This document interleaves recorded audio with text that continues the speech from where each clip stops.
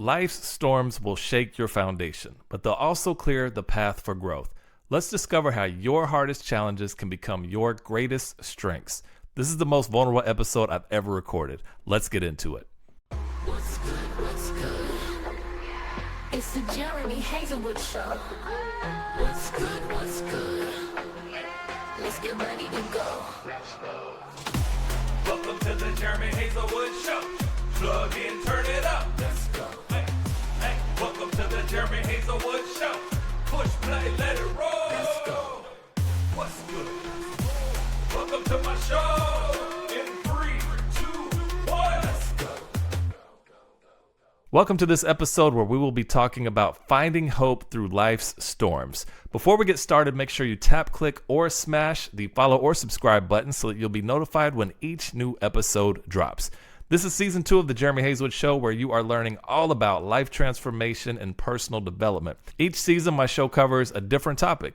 My goal is to spark curiosity, build community, inspire action, and deepen our understanding for the world around us. Today, we'll talk about how life's storms shape us, teach us resilience, and ultimately lead to growth and purpose.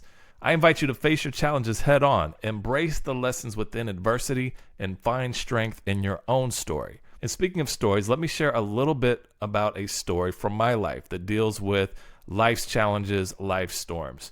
I was in my late 20s, early 30s when I finally got that job. Have you ever had that job? You're like, this is the job that I've worked part of my career hoping that I would get, and I finally got it. It was a job where I had mapped out, I wrote down previously like where my job would be, what the surroundings would look like, what my day-to-day career life would look like, and it checked every single box except the corner office. I had corner office written as my ideal job, but I had just started, so there was no corner office for me, and I didn't come in at that level worthy of a corner office.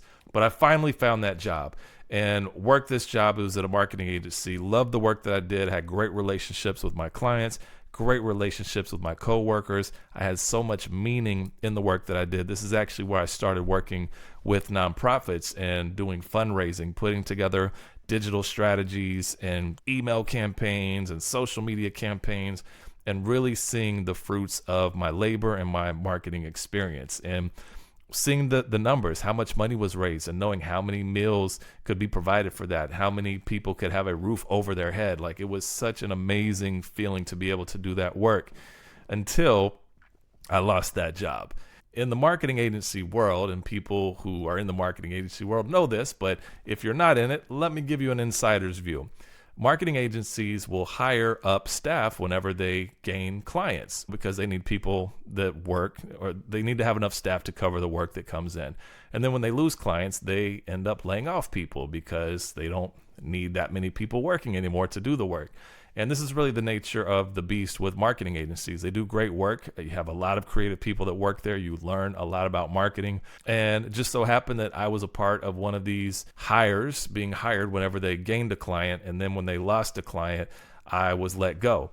And it was really unsuspecting to me because the job that I had was one that met with clients and helped to secure business. So I was actually bringing revenue into the company. So I was seeing other people losing their job around me that were more in operations and could be perceived as a cost. But I thought my job was safe because I'm actually bringing in money for the agency. So one day I go in and I got an email to say, come to my office. And I met with my boss. Long story short, it was a meeting with him and HR, and ended up losing that job. And I was just completely surprised. They basically said that I had 30 minutes to get everything from my desk, and they had a box there waiting for me by the time I got back to my desk.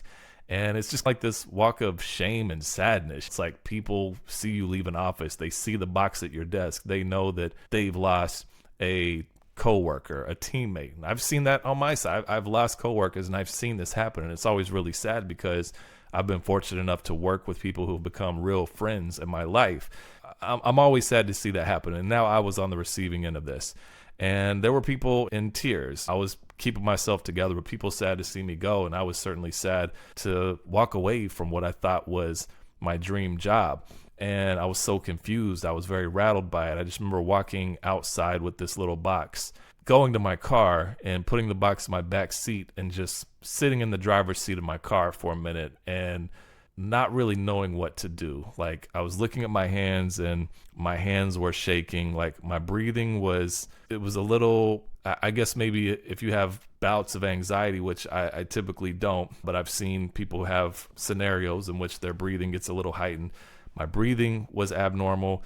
My hands were shaking. My body was just tingling, and I was having a physical reaction to what just happened. And I was so distraught and called my girlfriend at the time, who's now my wife, and told her what happened. I don't know what I'm going to do from here. I'm holding back tears. It was really a sad situation because I thought that I had arrived. I was like, this is it. My life. I know what it's going to be from here on out. And it was suddenly taken away from me. They gave me like 2 weeks of severance. So after 2 weeks, I'm not going to be able to find a job that quickly, especially the kind of jobs I was looking for. I could probably find maybe a retail job or work at a restaurant or something like that. But for the kind of job, for the career that I wanted, it takes longer than 2 weeks to find those jobs. So here I was, just starting from scratch. Slate was clean, financial worry, financial stress, concern about the future of my life. I mean, not necessarily my well-being, and I wasn't worried about losing my life or anything like that, but it was just, what does life look like from here? Will I lose my house? Will I lose my car? Like, how will I pay my bills? What does any of this look like? But this is just one storm in my life.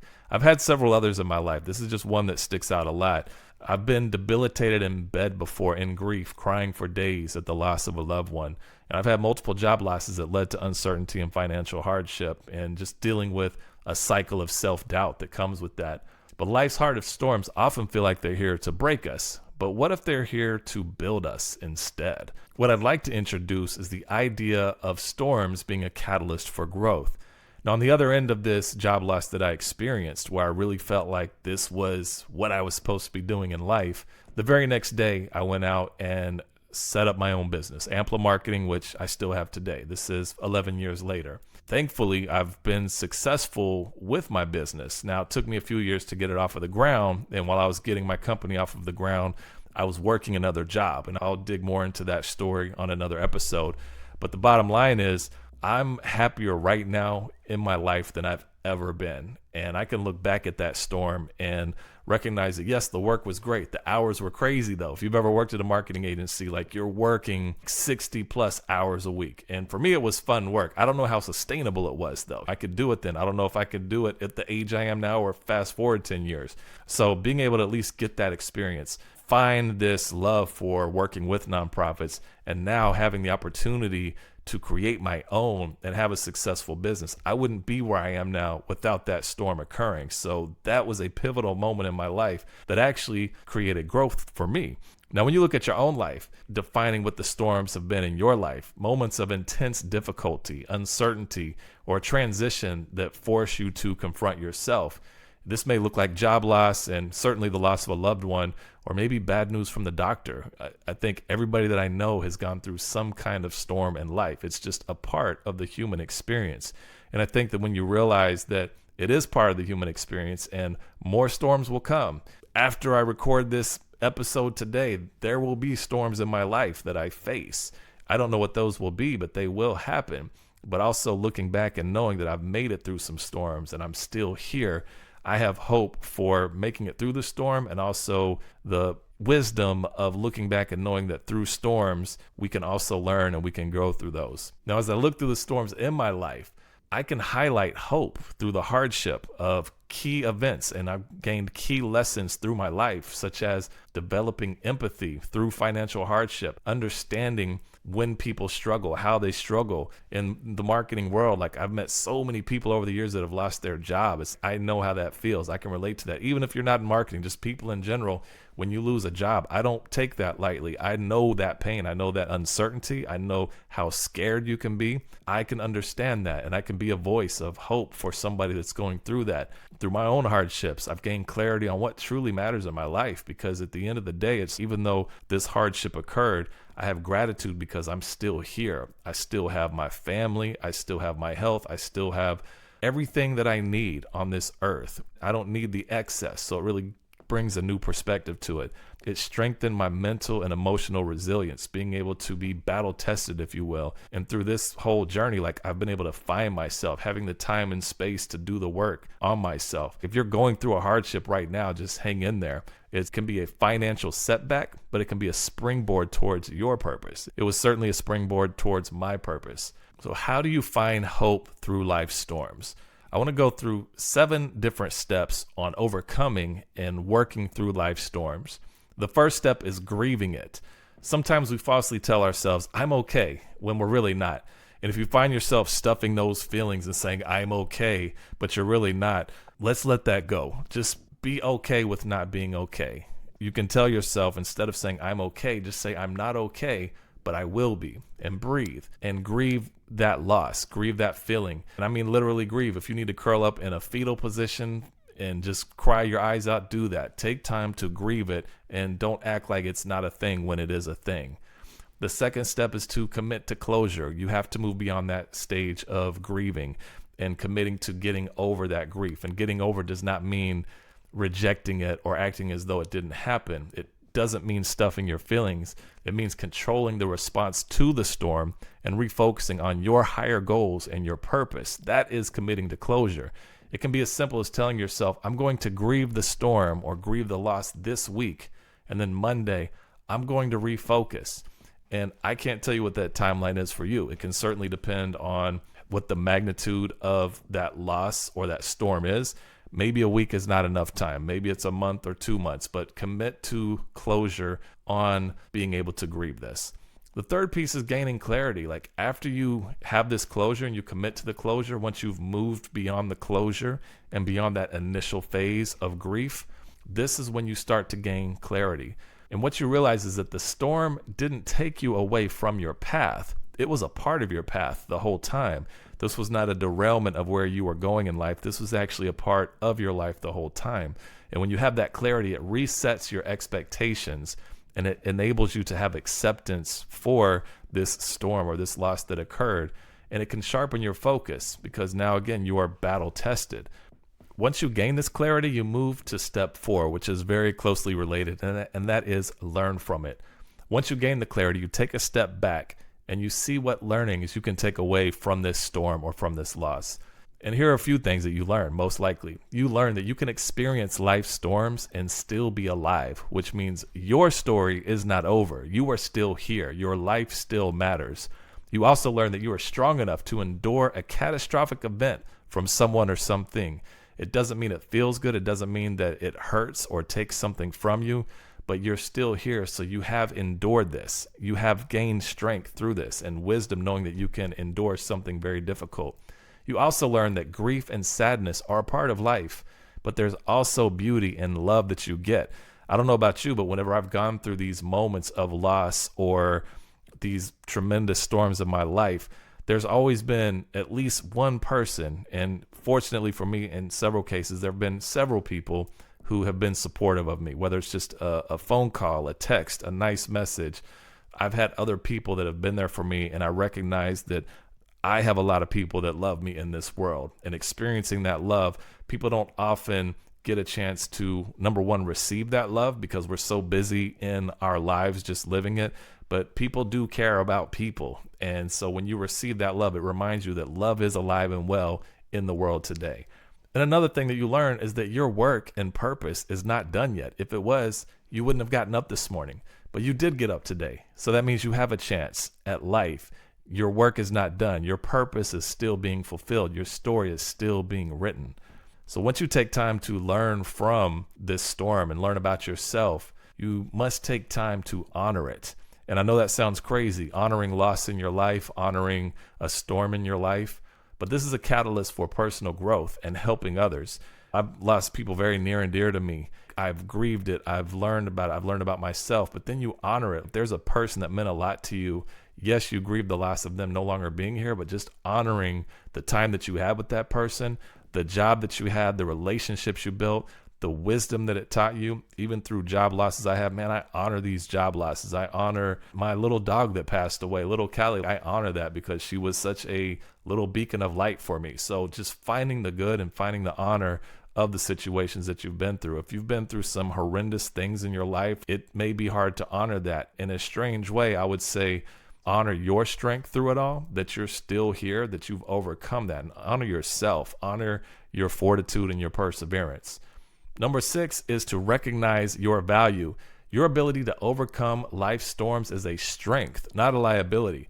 So again, if you have experienced abuse, neglect, loss, these things, we can walk around feeling like we've got this liability or we're devalued as a result of this. But no, this is actually a strength in your life. This is something that a lot of people have gone through, but maybe don't want to talk about. But when you have the confidence and the strength to talk about it, it can inspire other people who are going through those similar storms in their lives, or who have gone through storms in their lives but haven't had the courage to have those discussions. And they need somebody like you to have that discussion with. So you are a valuable person. Your life is valuable. Your influence is valuable. Your experience is valuable. Recognize your value and land on that. Don't land on hiding from what has happened to you. Recognize who you are. Recognize your value. Be the badass in this world that you're supposed to be. And number 7, move forward with tenacity. The grief and loss and storms that you've experienced will always be a part of you, but it's behind you. And yes, there will be more storms ahead, but these storms and these things that you've experienced, these are behind you in life. This grief and this storm and this experience has given you a strength and a weapon to battle for your life's purpose. More storms will come, but it won't set you back like it did before. You're an overcomer. You're honoring your past. You've been there. You've done that. New storms may slow you down, but they won't hold you down. Keep moving forward with tenacity. And with that, let's talk about lessons from the storm. There are 3 core lessons about adversity. Number 1 is adversity reveals strength. Sometimes we underestimate our ability to endure, but the storms will bring out how that adversity reveals strength. The second lesson about adversity is growth requires discomfort. Storms can shake us out of complacency and push us towards growth. And there have been many conversations I've had with people over the years, especially with job loss, where this storm of a job loss has shaken them to their core.